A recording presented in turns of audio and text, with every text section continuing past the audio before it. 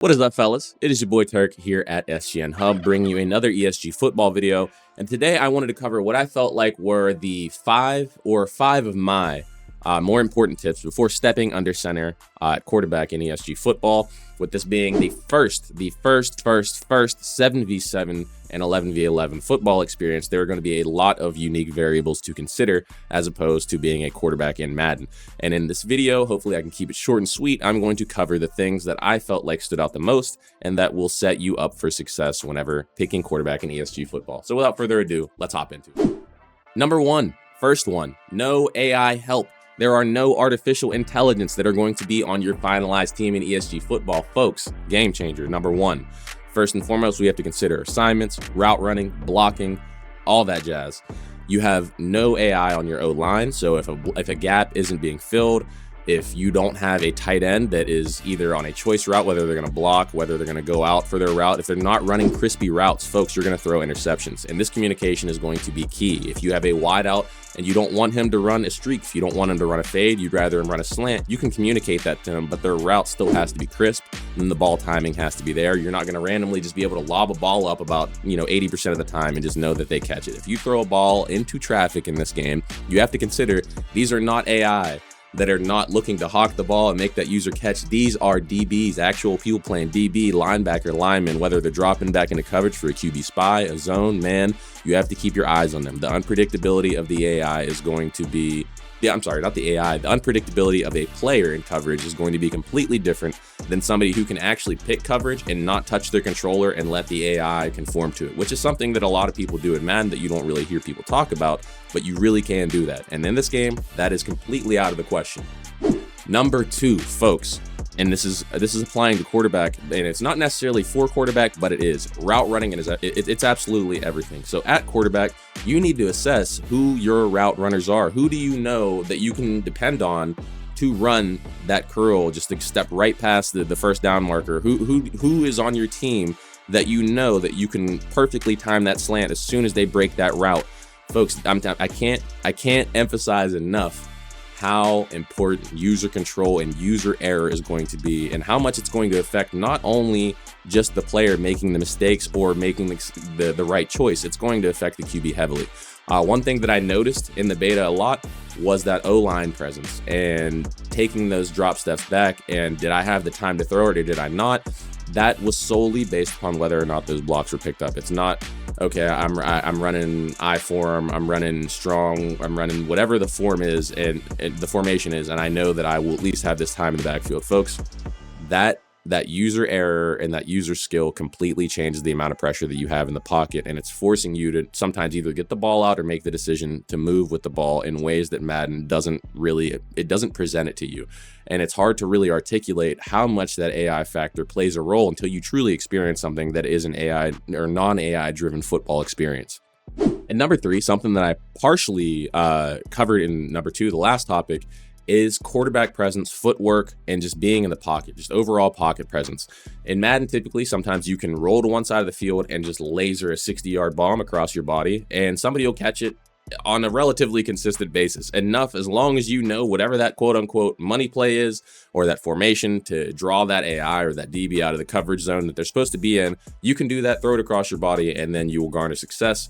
And to some people in the Madden community, that is considered skill because you could say you labbed and you figured out what that money play was. Now, from the outside looking in, being somebody that plays competitive shooters, and I feel like the skill is based primarily on your tracking and just raw actual skill, I think that's corny as shit. I'm just going to be honest. He's out of line, but he's right. Whenever you have money plays and you got somebody running something, it has nothing to do with you being skillful and calling that play in that time. But play calling in ESG is completely different. So whenever you are trying to make those random ass Mahomes ass plays where you're running back 50 bajillion yards and then you run forward and you still make something out of it, yes, that can happen, but it's very far and few between. So if you think that you're going to do something like that on a consistent basis and be this arcade master, I believe you are in for a rude awakening. Taking those read steps, dropping back, and actually having a genuine form of pocket presence is what is going to make you succeed in this game. There obviously are scrambler builds, and then you have people that can step back in the pocket and throw those rifles and bomb it deep. And having those different variabilities is the thing that you're going to have to focus on more than simply finding a way to always navigate out of whatever the formation is. This is all user-driven experience, and this is all coming down to you making the decisions, and I can't emphasize that enough. They've really driven that home on every position, fellas, especially quarterback. Number 4, folks, defense is going to confuse the shit out of you. Some people's defense is going to confuse you. The thing that I've always experienced in other games is disorganization sometimes causes more problems for me than somebody who is organized that I'm playing against. And what I mean when I say that is sometimes when I'm playing a competitive game, if it's Marvel Rivals or if it's something else, somebody making the bad play at times throws me off more than the good play. And I feel like that's going to be a little bit of a learning curve myself, is people making adjustments and defensive adjustments that make no sense, but then just completely freestyling it, which is something that you can do. I'm sure in the future that'll be something you can shut down. But to me, my current level of football knowledge does not allow me to see a formation and know exactly what I can do to shut it down. I'm really speaking primarily from just the experience, running my route, doing my assignment, and still being able to communicate with my team. I know if somebody tells me to, drop coverage, even though I'm in man coverage with, the wideout that's completely on the further side of the hash, and if somebody crosses into that zone to just swap, I can understand small concepts like that.